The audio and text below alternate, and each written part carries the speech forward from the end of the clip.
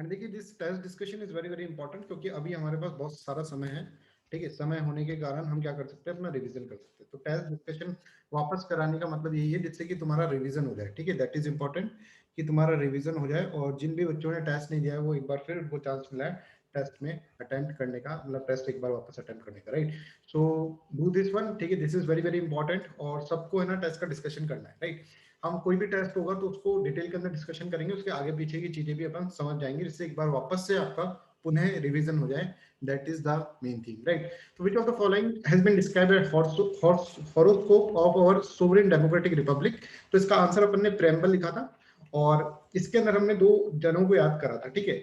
एक तो आपको मैंने ये तस्वीर याद कराई थी, है ना, ये पालके वाला, और इसने बोला था आइडेंटिटी कार्ड, ठीक है। इसने क्या बोला था, आइडेंटिटी कार्ड बोल रखा था किसको, कॉन्स्टिट्यूशन को, सॉरी प्रेम्बल को। प्रेम्बल को क्या बोला था इन्होंने, आइडेंटिटी कार्ड। ये मैंने कहा था पालके के अंदर एक आइडेंटिटी कार्ड रखा हुआ है, याद है सबको।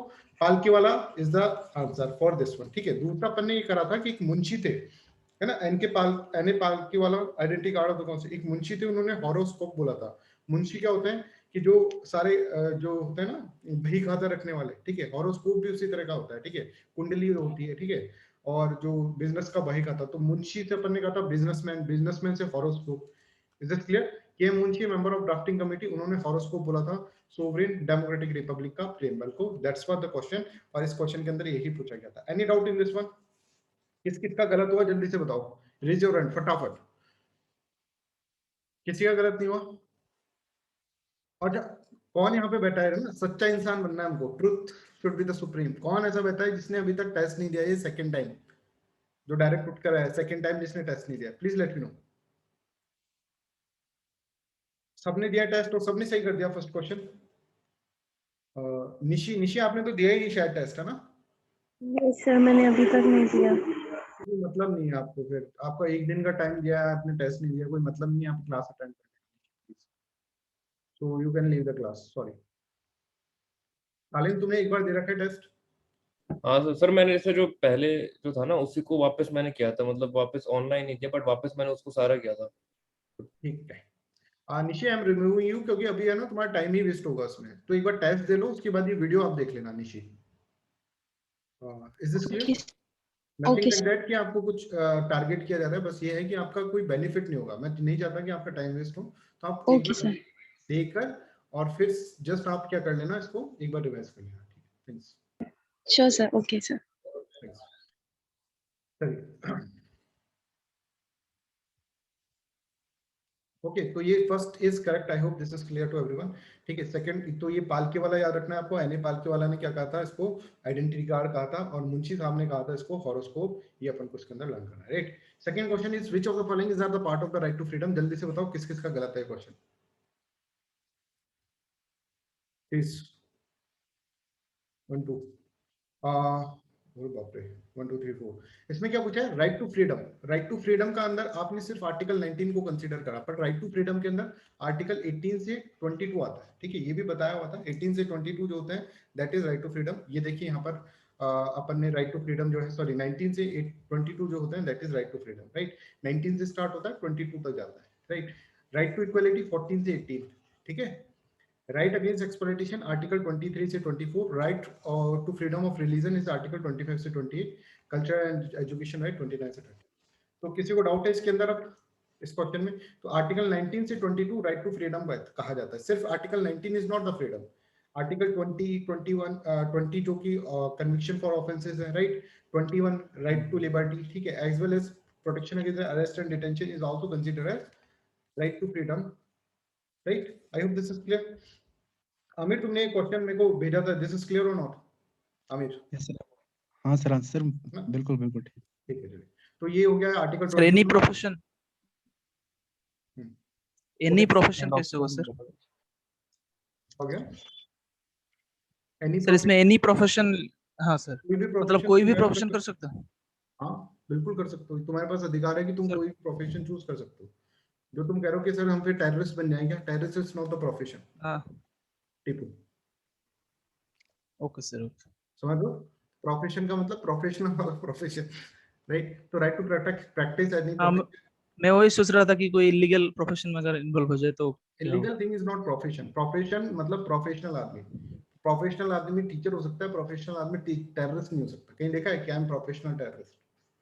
ठीक है, ओके तो I sir. Hope this is clear. Right to practice any profession का मतलब प्रोफेशन मतलब अच्छा धंधा, ठीक है। Right to move out of the country, that is article 21, और right to elementary education, that is also article 21। then 19 से 22 will be the your answer, right? 19 से 20। और right to equality आपको पता है, right to equality 14 से 18 will be right to equality, ठीक है। अब एक बात ध्यान सुनो कि एक्चुअल में क्या करा गया है कि आपका जैसे आपको कुछ इसमें प्रॉब्लम भी रहता है कि भाई हमको क्या है सर, मतलब क्वेश्चंस के कई कई के नहीं मिले हैं, ठीक है, कई के मिल गए हैं, ठीक है, एक्सप्लेनेशन। तो मैंने क्या करा है, अब एक नई पीडीएफ बनाई है इसकी तरह। इसके अंदर आसपास की जो भी चीजें होंगी ना वो भी मैं इसमें डाल दूंगा, और ये पीडीएफ फिर आपको प्रोवाइड कर दी जाएगी, राइट। तो इसमें सारे आंसर्स के अंदर एक्सप्लेनेशन के साथ साथ पीडीएफ है, और मैं एक्सप्लेन भी कर रहा हूँ। तो that is the best thing that you can do. अभी हमारे पास समय, मैंने आपको पहले ही बोला था, अभी हमारे पास समय, हम बहुत कुछ कर सकते हैं। हम प्रीलिम्स के अंदर अपना बहुत कुछ कर सकते हैं। और प्लीज डोंट मतलब थिंक लाइक दैट कि 15 जून जब मैंने अपने डेट फाइंड करी, 15 जून के बाद आपका प्रीलिम्स, आप मेरी तरफ से मुक्त हो गए। आप मुक्त नहीं हुए जब तक आपका प्रीलिम्स क्लियर नहीं हुआ है, ठीक है। अगर मान लो आपका इस साल प्रीलिम्स क्लियर नहीं होता तो भी आप मुक्त नहीं हो। आपको मुक्ति तभी मिलेगी मेरे से जब आपका प्रीलिम्स क्लियर हो जाएगा, राइट। तो ये तो बिल्कुल ही मत सोचना कि 15 June is the last date, उसके बाद हमको कुछ करना नहीं है। उसके बाद अपन को बहुत कुछ करना है, ठीक है। बहुत सारे टेस्ट अपन को इस तरह से लेकर चलने हैं, ठीक है। और लास्ट तक जब तक तुम्हारा, तुमने एक बार यहाँ पर आ गया दिस टाइम, जब तक प्रीलिम्स क्लियर नहीं होता, यू आर विद मी, ठीक है। तो प्रीलिम्स से रिलेटेड सारी जिम्मेदारी मेरी है आपकी, राइट। तो preamble declares India as a sovereign, sovereign की तरह कराए, क्यों? There is no authority above India and is free to conduct its own affairs, right. अपने अफेयर्स करने के लिए तो first and second is correct thing, right. ये तो बहुत सिंपल है, सोवरेन के अंदर ये तो सबका करेक्ट होगा। Anyone has any doubt in this one? और तालीम जैसे बच्चे जो कि टेस्ट नहीं दे रहे हैं, वापस से टेस्ट दीजिए, ठीक है। आपको ज्यादा से ज्यादा 10 या 15 मिनट लगेंगे, इतना टाइम रहता है सबके पास। Please give the test, give test again. ये सब कुछ है ना, बहुत बहुत इंपॉर्टेंटली तुमको बताया जा रहा है ये सब कुछ, बहुत। सर ये सेकंड ऑप्शन को एक बार बताइए। जस्ट अ सेकंड, है ना, एक फोन कॉल आ रहा है important, just a second.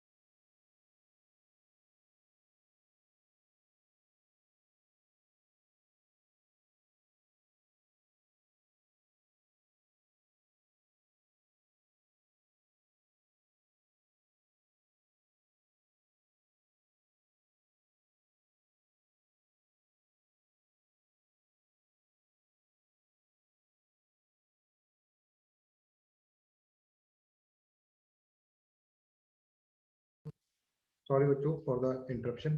India can acquire a foreign territory or it can cede a part of its territory in a foreign state. Yes, India can do that one. ठीक है, India कर सकती है ऐसा, right or not?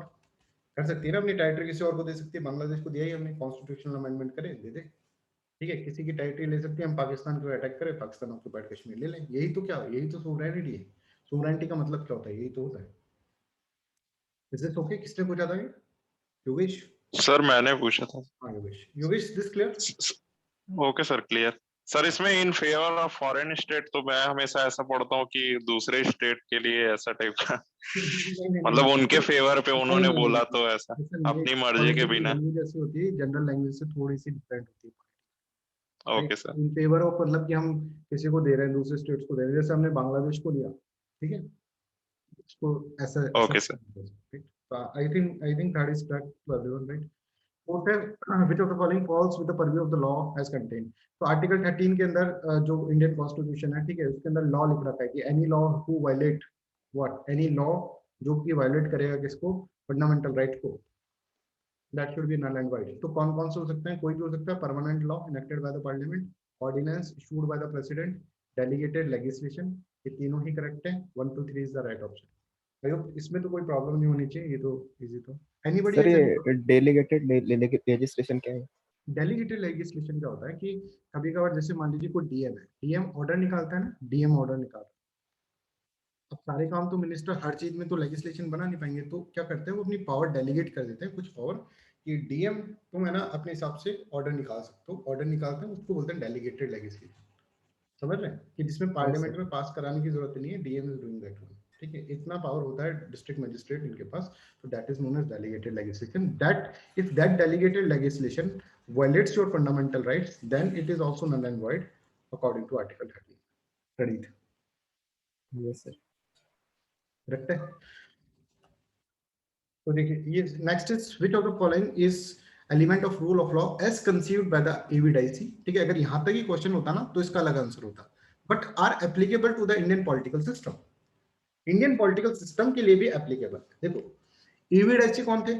AVDIC थे British के अंदर, ठीक है। तो ब्रिटिश के हिसाब से उन्होंने 3 लॉ दिए, 1 2 3 3 लॉ दिए, ठीक है, जिसके अंदर उन्होंने बोला कि एब्सेंस ऑफ आर्बिट्री पावर, मतलब there should be rule of law, है ना। Rule of law should be there कि किसी को ऐसे ही नहीं कि लटका दिया फांसी पे, भैया राजा महाराजा वाला सिस्टम नहीं चल रहा कि तुम्हारी बात पसंद नहीं आई, निकाला तलवार और गला काट दिया, मूवी बाहुबली, ठीक है, ऐसा नहीं करना है, राइट। कि भाई अपने हिसाब से कानून का राज चलेगा, राइट। तो एब्सेंस ऑफ आर्बिट्री पावर ये करेक्ट है। ये क्या है कि ये रूल ऑफ लॉ के अंदर आता है, this is rule of law, है ना। मैंने बताऊंगा भी आपको कहाँ कहाँ ये पढ़ा था। इक्वलिटी बिफोर लॉ, ये भी मैंने आपको बताया था, इक्वलिटी बिफोर लॉ होना चाहिए, ठीक है, कि लॉ के सामने हर किसी को झुकना होगा, right. Third is result of ordinary law of land is constitution. ये से बोलते हैं कि कोई भी लॉ होगा ना, कोई भी लॉ बनाकर कॉन्स्टिट्यूशन को हम बदल सकते हैं, ठीक है। कोई भी लॉ बनाया कॉन्स्टिट्यूशन को, सिंपल ऑर्डिनरी लॉ बनाने से कॉन्स्टिट्यूशन को बदल सकते हैं।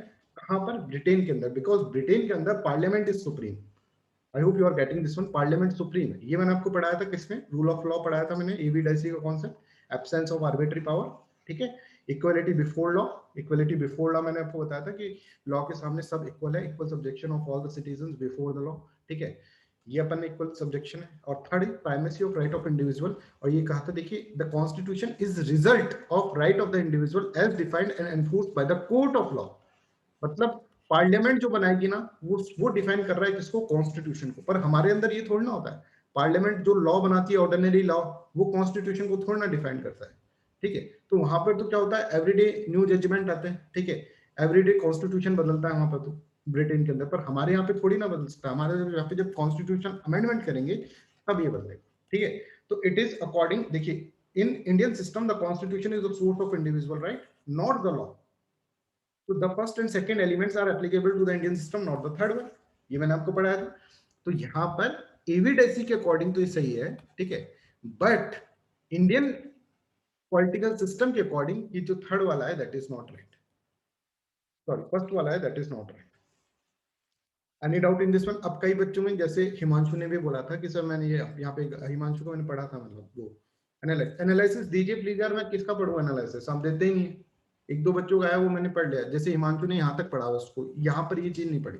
रूल ऑफ लॉ देखा, AVDIC देखा, चलो क्वेश्चन सॉल्व करने लग गए। दैट इज नॉट राइट, आपको पूरा क्वेश्चन पढ़ना है, ठीक है, अभी बहुत समय है, ठीक है, बार बार में पेपर दीजिए, एक बार और पेपर दे दोगे, मैं तो ये बोल रहा हूँ, जिससे कम से कम ये क्वेश्चन आएंगे तो उसको तो गलत नहीं करोगे, समझ लो, दूसरी बार देने में भी गलती करी, पर कम से कम क्वेश्चन आएंगे वापस तो गलत नहीं करोगे, ठीक है। तो rule of law, I think this is clear. Next is which of the following directives is are provided under the constitution of India. अब यहाँ पे लिखा है डायरेक्टिव्स, ठीक है, ये क्वेश्चन मैं समझ सकता हूँ कि आप लोगों को गलत हुआ होगा, क्योंकि ये थोड़ा सा एक्स्ट्रा मैंने दे दिया, ठीक है, जो मैंने पढ़ाया नहीं उसमें से भी मैंने आपको दे दिया, जो अभी बचा हुआ है थोड़ा सा पॉलिटी का पोर्शन। तो डायरेक्टिव्स का मतलब क्या होता है? डायरेक्टिव्स का मतलब कि directive principle of state policy ही नहीं होता डायरेक्टिव्स का मतलब, सिर्फ directive principle of state policy ना होकर डायरेक्टिव्स का मतलब क्या होता है कि जो भी डायरेक्टिव्स दिए हैं कॉन्स्टिट्यूशन के, तो कॉन्स्टिट्यूशन में बहुत सारे डायरेक्टिव्स दे रखे हैं, जैसे कि हम देखेंगे ऑफिशियल लैंग्वेज के अंदर डायरेक्टिव्स दे रखे हैं बहुत सारे, ठीक है, आर्टिकल 350 से लेकर आर्टिकल 351 जो है, ठीक है, इसके अंदर डायरेक्टिव्स दे रखे हैं, 351 के अंदर डायरेक्टिव दे रखे हैं, 350 ए के अंदर कुछ डायरेक्टिव्स दे रखे हैं। तो डायरेक्टिव्स मींस मतलब क्या होता है कि इट मींस कि क्या directive principle of state policy तो अलग है, दैट इज डिफरेंट, 36 से 51 दैट इज डिफरेंट, ठीक है, पर डायरेक्टिव्स आर डिफरेंट। इसके बीच में डिफरेंस समझ में आया? टीपू ही समझ में आया क्या मैं बोल रहा हूँ इसके अंदर? Tipu, Praneet, Yogesh? Yes sir, yes sir. ठीक है, तो ये डायरेक्टिव्स है, तो हमने देखा कि भाई हमको ये क्या हुआ, डायरेक्टिव्स लिख रखा है, हमें दिखेगा directive of principal of state policy, है ना, ऑब्वियसली दिखेगा, राइट।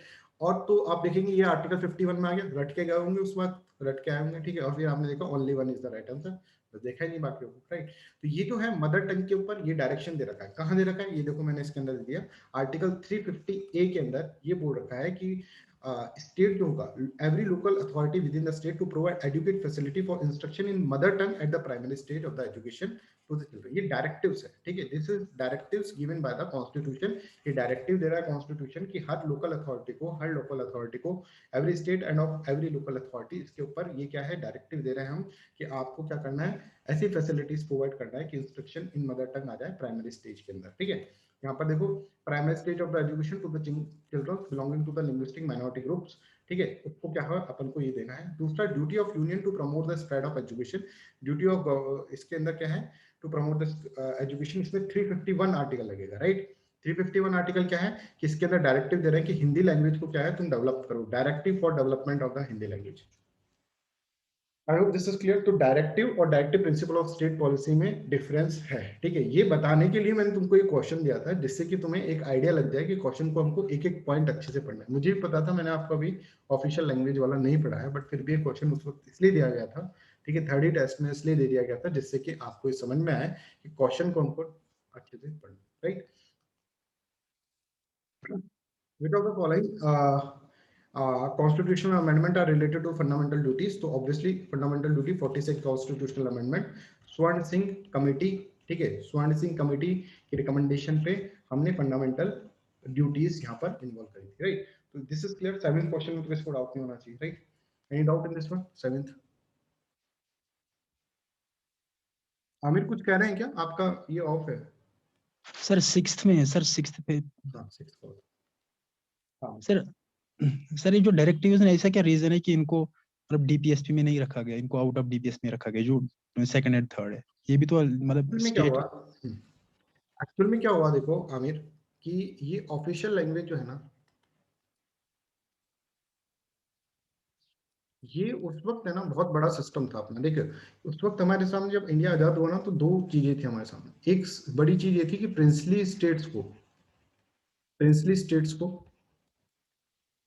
कंबाइन करें, है ना, ये था कि प्रिंसली स्टेट को अपनी तरफ रखे। दूसरा था कि जो हमारी स्टेट हमारे पास है वो भी बहुत ज्यादा लैंग्वेज के ऊपर बहुत ज्यादा इशू हो रहा था, है ना, और लैंग्वेज के ये लोग बहुत सेंटिमेंटल थे और ये विद्रोह पे आ गए थे, ठीक है। तो इनको शांत करने के लिए अलग से कॉन्स्टिट्यूशन के अंदर आर्टिकल देना पड़ा। Are you getting this one? इसमें हम इस आर्टिकल के अंदर ये सब चीजें बताएंगे, ऑफिशियल लैंग्वेज क्या होता है ये सब, क्योंकि official language becomes a bone of contention. और इसके अंदर एक अपन ने कमीशन भी बनाया, इसके अंदर ये भी लिख रखा है ऑफिशियल लैंग्वेज एक्ट के अंदर कि एक हम कमीशन बनाएंगे जो हर 5 साल के अंदर रिव्यू करेगा, ठीक है, हर 15 साल के अंदर रिव्यू करेगा। वो कमीशन भी बनाया, बीजेके कमीशन, जो पहला कमीशन बनने इसके अंदर। समझ रहे Aamir? Okay sir, okay sir, very very contentious issue at that time, तो इसलिए इसको अपन ने अलग से इसको कॉन्स्टिट्यूशन के अंदर रखा, जिससे कि क्या हो, लोगों को समझ में आए कि हाँ भाई जो कॉन्स्टिट्यूशन है वो इसके, क्योंकि सेपरेटिस्ट टेंडेंसी स्टार्टिंग में जनरेट हो जाना, that is a very deadly game for the India. Okay sir, okay. 8th question किस किस का गलत हुआ? 8th क्वेश्चन ये तो आपको याद सर करा। मेरा हाँ। मतलब मुझे वो याद था, गोपाल स्वामी और वो अम्बेडकर, लेकिन वो के.एम. मुंशी याद नहीं था। मुंशी जी जो थे, अपन ने कहा था ना एक मुंशी जी भी बैठेंगे क्योंकि मुंशी हाँ बिजनेसमैन तो सर, होने चाहिए, वो याद। 3 कृष्णा वो सब याद आ रहा था, ये याद नहीं आ अच्छा रहा मुंशी याद नहीं आया तो बी, अच्छा ओके फाइन। तो सर बच्चों 4 कृष्ण थे तीन। हाँ 4 कृष्ण है, 3 नहीं थे, 4 कृष्ण। राइट, देखो एक तो गोपाल है, एक कृष्णा है, एक माधव है और कृष्णा माचारी है। ठीक है, मैंने कहा था 4 तो इसमें कृष्णा ही लेंगे। फिर हमने सोचा कि भाई एक मुस्लिम भाई को भी लेना पड़ेगा अपन को, क्योंकि सेकुलर कॉन्स्टिट्यूशन है, तो मोहम्मद सदुल्लाह हमने मुस्लिम भाई को भी ले लिया। और फिर उन्होंने बोला, अब फिर हमारे सिस्टम में ऐसा है कि भाई देखो सिर्फ ऐसे ऐसे करोगे ना तो बात नहीं बनेगी, हमको एक माइंडेड पर्सन मिले, को मुंशी भी लेना पड़ेगा, बिजनेस माइंडेड पर्सन, तो मुंशी को अपन ने लिया। ठीक है, ऐसे अपन ने याद करो 7। ये जनरली क्वेश्चन ये पूछा भी गया एक बार प्रीलिम्स एग्जामिनेशन में, तो कुछ तरह से याद करोगे तो ठीक रहे। राइट, एनी डाउट है ना? तो अब ये वाली जो पीडीएफ है ना, ये भी मैं आपको प्रोवाइड कर दूंगा, जिससे कि आपके पास सॉल्यूशन भी इकट्ठा आ जाएगा। तो डिस्कशन भी हो गया, सॉल्यूशन भी हो गया, और तुमने 2 बार अटेम्प्ट भी कर लिया। फिर भी ये जो क्वेश्चन आता है और अगर गलत कर दो तो तुम्हारी गलती है, फिर इसमें मेरा कोई लेना देना नहीं है। राइट, फिर चलिए second, which of the following are included in fundamental duties. Fundamental duties सारी आपको ट्रिक से याद करा दी थी मैंने। ठीक है, as per the constitution of India, to sing the national anthem during the morning assembly in the school. ये तो सबको लग रहा होगा सर इतना भी मत गिराओ स्टेटस, ठीक है, पेपर का। ठीक है, बट कई लोगों ने इसको भी टिक कर दिया होगा। राइट, मुझे पूरा भरोसा है मेरे बच्चों पे। ठीक है, तो फर्स्ट गलत हुआ तो इसको ऐसे ऐसे और ऐसे काटो। ठीक है, answer is 2 and 3। Come Aamir, compassion वाला कौन सा वो है प्रिंसिपल, मतलब कौन सा अपना वो है DPS fundamental duty, compassion? Aamir 51 ए ई शायद सर, ई तो नहीं है। ए बी ई में तो अपन ने 5 याद करा था। 5 का मतलब 5 मुट्ठी में कॉमन ब्रदरहुड। कौन बताया क्लास में, कौन सा है? 7 वाला 7। 7 से हेवन याद 7 करा हेवन। था। और हेवन में क्या क्या बह रहा था? फॉरेस्ट, और क्या था? Lake, wild life. रिवर और वाइल्ड लाइफ। ये भी याद रखना है बच्चों, आपको एक एक पॉइंट याद रखना है। देखो अब आपके पास कोई बहाना नहीं है कि सर समय कम था, सर 3 क्लासेस होती थी, हम सेल्फ डिवीजन कहाँ से करें सर, सेल्फ स्टडी कहाँ से करें? वो सारे बहाने यूपीएससी ने हटा दिए हैं। आपको ये याद रखना है, फॉरेस्ट, लेक, रिवर और वाइल्ड लाइफ। ठीक है, और compassion to the all the living creature, ये अपन ने इसके अंदर याद करा था। राइट, तो सेफगार्ड पब्लिक प्रॉपर्टी ये कौन सा था बच्चों, ये बताओ जल्दी से। 9 9 है ना, आई जो था अपन ने आई बनाया था, 9 बनाया था। राइट, ये हॉकी स्टिक से अपन क्या करेंगे, पब्लिक प्रॉपर्टी ये था। Right, to sing the national anthem ये नहीं था, मॉर्निंग असेंबली, ये अपन ने सारे ट्रिक्स से लर्न करे हुए हैं, वापस से उसको एक बार रिवाइज कर लेना आप। ठीक है, 10th क्वेश्चन के अंदर देखिए, president on the advice of council of minister can impose reasonable restriction on fundamental rights of the citizen. ना भाई, प्रेसिडेंट ऐसा नहीं कर सकता, पार्लियामेंट के अंदर लॉ पास करना होगा, और उस लॉ को जो पास करना होगा पार्लियामेंट के अंदर करना होगा कि भाई ये रीजनेबल रिस्ट्रिक्शन अपन डाल रहे हैं, that is considered constitutional amendment. Parliament decide upon the reasonableness, कि उस लॉ का जो आपने वो डाला है, ठीक है, वो रीजनेबल है कि नहीं है, कहीं वो फंडामेंटल राइट का कोर प्रिंसिपल को तो वायलेट नहीं कर रहा है। ये कौन डिसाइड करेगा? पार्लियामेंट डिसाइड करेगा कि कौन डिसाइड करेगा? Anybody in the judiciary. Obviously judiciary will decide. Right, कि भाई अगर वो मान लो फंडामेंटल राइट तुमने ऐसे कहा कि राइट टू मूवमेंट में हम एक रेस्ट्रिक्शन देते हैं कि आप क्या करोगे, आप तो घर से बस 4 बार ही बाहर निकल पाओगे। ठीक है, मतलब कोविड में भी नहीं चल रहा है, ऐसे नॉर्मली गवर्नमेंट ने ऐसे मान लो रेस्ट्रिक्शन निकाल दिया, राइट, रीजनेबल रेस्ट्रिक्शन मान दिया कि 4 बार से क्या ज्यादा काम। तो ये क्या है, ये तो बिल्कुल इलॉजिकल हो गया।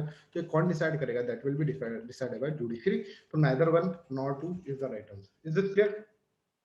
जल्दी बताओ।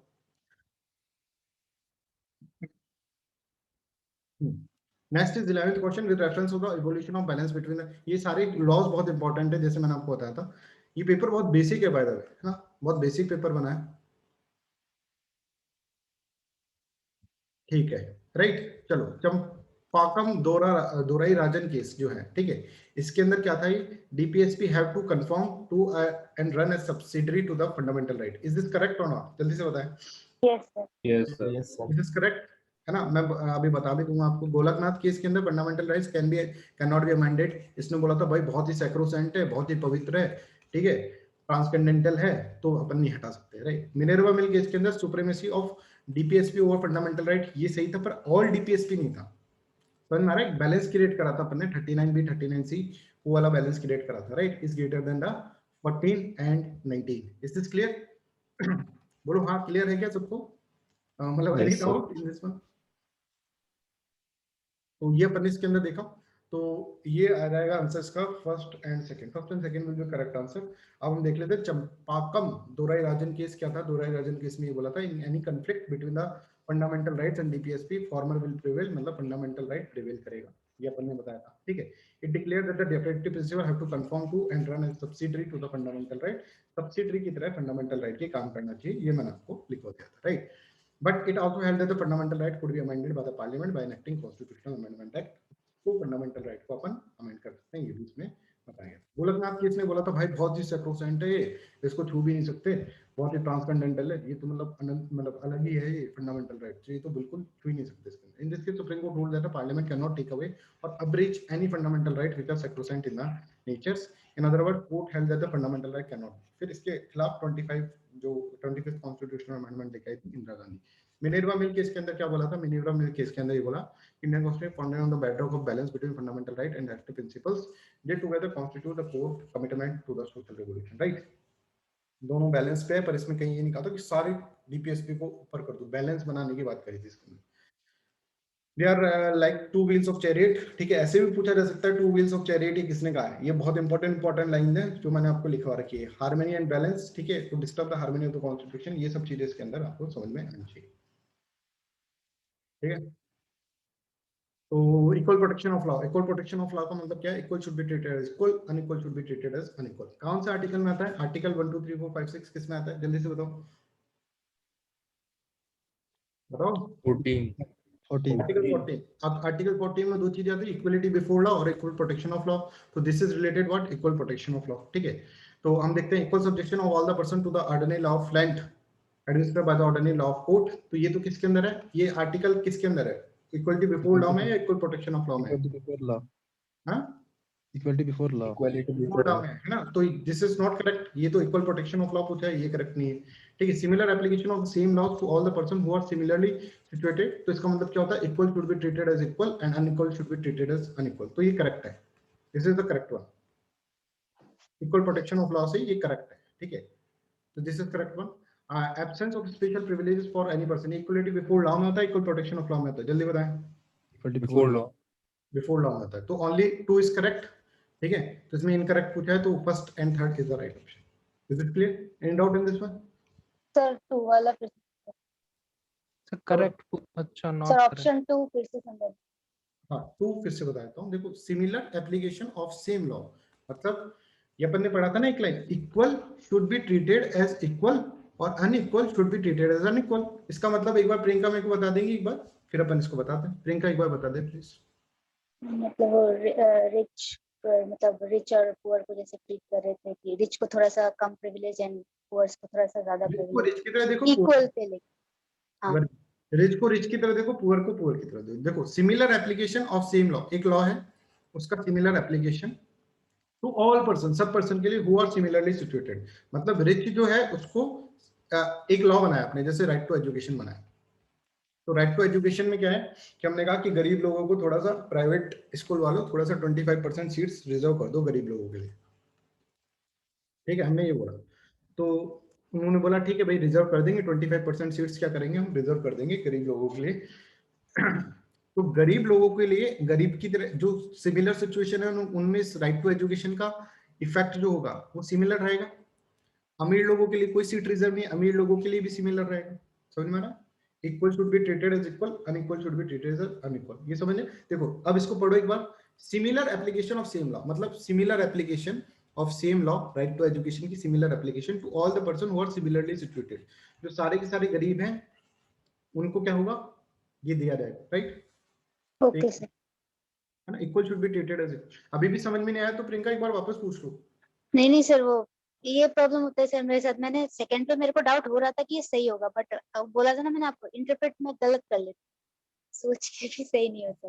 अच्छा अच्छा, वैसे सेकंड है ना सही। वैसे अगर यहाँ पे नॉट करेक्ट नहीं होता तो सेकंड इज राइट, है ना, क्योंकि equal protection of law, equal should be treated as equal है। तो इसका correct answer is first and third. First and third is the correct answer. Any doubt? किसी और को कोई डाउट है तो please tell me.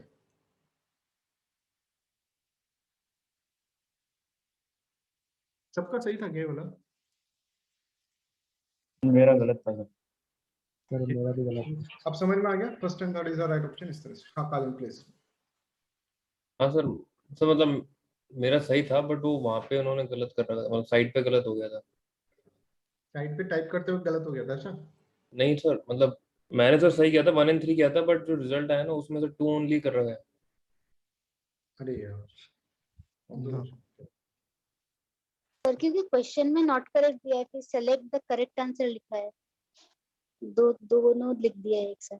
Not correct वाला करेक्ट आंसर सेलेक्ट करना है, वैसे होता है ये दे रहा, ऐसे ही होता है। मतलब यहाँ पे नॉट करेक्ट कौन सा है, ये करेक्ट आंसर में कंसीडर होगा। सर होता ही है, मेरे साथ भी हुआ है सर। मतलब मैं जो सही किया है तो बाद में जब ऑप्शन है तो वो गलत था, ऐसा तो होता है सर। अच्छा ठीक है सर यहाँ ऐसा तो नहीं था, 1 and 3 था उसमें भी। 1 and 3 था क्या? हाँ बिल्कुल बिल्कुल सर। ऑप्शन 2 आया था सर मेरे तो सर 1 and 3 को रेड कर रखा था, और सर जो 2 ओनली है ना उसको ग्रीन कर रखा था। हाँ ऐसे है। ठीक है, नॉट अ बिग डील, अपन देख लेंगे इसको, है ना। समय कितना हो गया? तो आर्टिकल 14 अपन देखा, equality before law, equal protection of law. Equal protection of law American constitution से लिया गया, ये हमने भाई ब्रिटेन के constitution, B for before law, B for Britain, ऐसा अपन ने याद करा था, राइट। इक्वलिटी बिफोर लॉ के अंदर क्या है? Absence of any special privileges in favour of any equal subjection of all persons, no person is above law, ये अपन देखा था। That is a negative concept, ये अपन ने इसके अंदर देखा था। इक्वल प्रोटेक्शन ऑफ लॉ में इंटेलिजिबल डिफरेंशिया वही है, equal should be treated as equal, unequal should be treated as unequal, right. ये अपन ने इसके अंदर देखा। इसके कुछ एक्सेप्शन थे, अपन ने समझा था। रूल ऑफ लॉ क्या होता है ये तो मैंने आपको बता ही दिया। नहीं ये सब पढ़ना है। अभी क्या करना है, घर पे जाके पीडीएफ, अभी जब क्लास हो जाएगी तुम्हारी ये वाली, ठीक है, मतलब ज्योग्राफी की जब क्लास हो जाएगी तो घर जाना, मतलब घर के आप ये पीडीएफ खोलना और उस पीडीएफ को एक बार पढ़ देना सबको, ठीक है। ये सारी चीजें पढ़ देना, उसको क्वेश्चन से रिलेट कर। आपका मैं चाहता हूँ कि पूरा कंप्लीट है ना, मैं ही रिविजन करवा दूंगा ऐसे इन चीजों के फॉर्मेट में। तो आपको ये बना के दे दूं मैं, और फिर इसको एक बार पढ़ लो, बस पढ़ देखो बच्चों, पढ़ना तुम्हें पड़ेगा।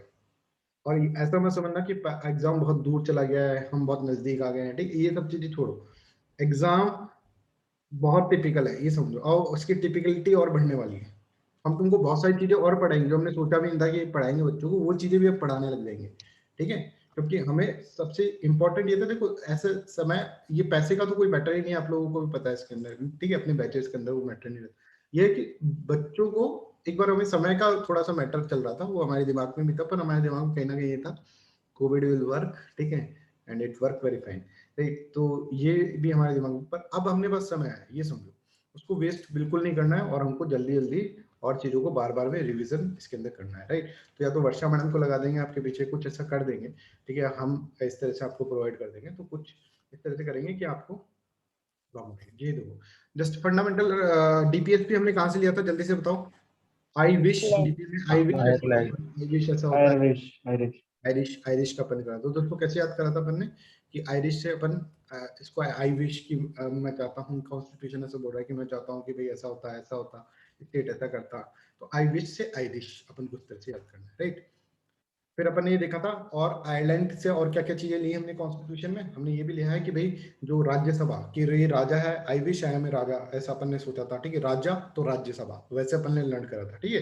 तो nomination of member of Rajya Sabha, और सबसे बड़ा हमारे कंट्री के अंदर कौन है, सबसे बड़ा है प्रेसिडेंट, तो उसका इलेक्शन, कि भाई हम आई विश की मैं प्रेसिडेंट होता, आई विश की मैं राजा होता, आई विश कॉन्स्टिट्यूशन बोल रहा है कि ये सब होता direct principal of state policy, तो इसको आई विश से अपन ने याद कर लिया था।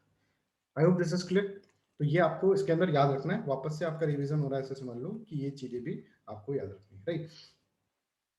Which of the following statement is correct with respect to the fundamental rights under the part 3 of the constitution, ठीक है। तो fundamental rights are meant for promoting the ideas of the social and economic democracy is this clear? ये correct है कि नहीं है? जल्दी से बताइए। सर 13 वाला फिर से बताइए आप सर, उसमें जस्टिसबिलिटी था सर कुछ ऐसा।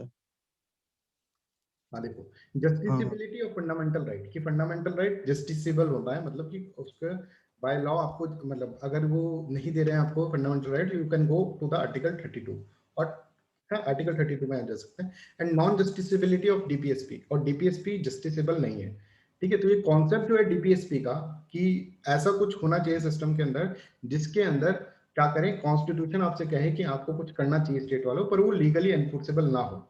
ये जो सिस्टम है डीपीएसपी वाला, ये सिस्टम हमने कहां से लिया है? आयरलैंड से, आयरिश।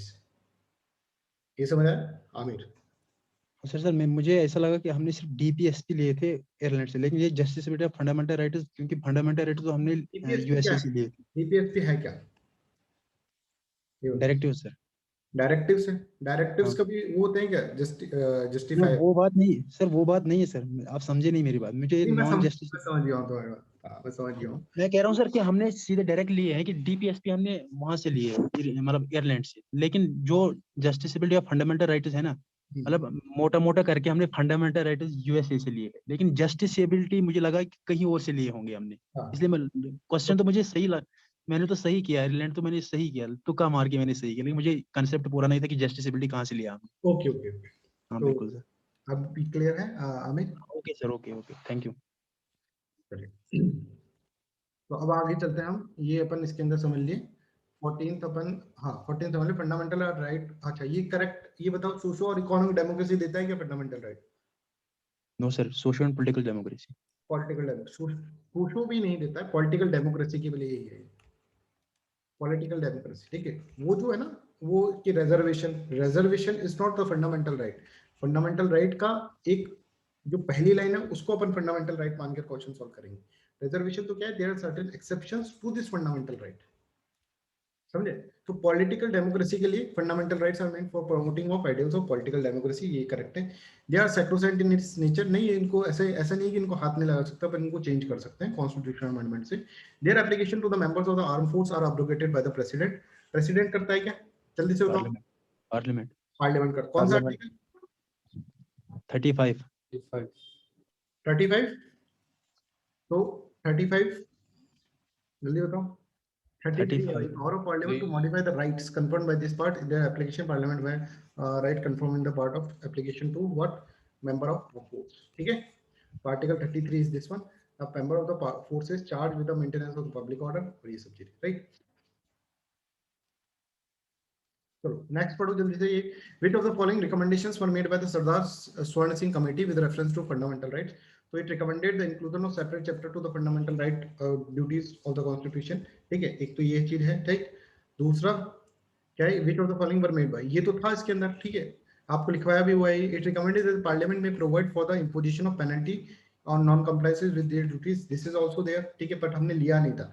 स्वर्ण सिंह कमेटी के अंदर इन्होंने तो बोला था भाई साहब कि हमको ये भी चाहिए। It recommended to make the failure to comply with the fundamental duties as a ground for disqualification of elected representatives, तो दिस इज नॉट करेक्ट।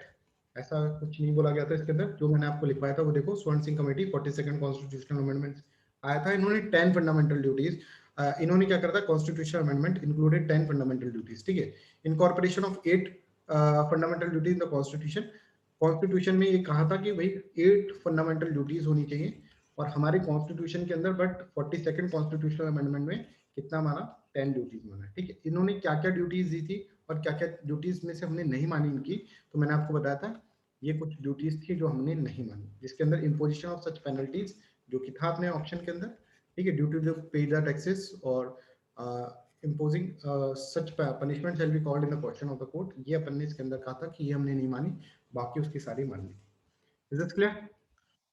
तो अभी एक काम करते हैं अभी यहीं तक करते हैं, क्योंकि ज्योग्राफी का क्लास का थोड़ा सा पीपीटीज प्रिपेयर करना है ना, कल सेम टाइम पर, ठीक है। ये टाइम अपन डिस्कशन के लिए स्लॉट को एक स्लॉट रख रहे हैं डिस्कशन के लिए 5:15 से, राइट। तो इसमें भी आप अवेलेबल रहेंगे। अब अभी तो आप 24 आवर्स अवेलेबल है मेरे लिए, क्योंकि अभी तो कोविड है, कहीं घूमने उमने जा नहीं पा रहे होंगे, ठीक है। तो ये अपन एक बार मैं इसको कर भी देता हूँ, अपलोड भी कर देता हूँ, ठीक है, और आपको प्रोवाइड कर देते हैं इसकी PDF, जिससे कि आप इसको रिवाइज कर लें, ठीक है। चलिए, so that's all, thank you so much.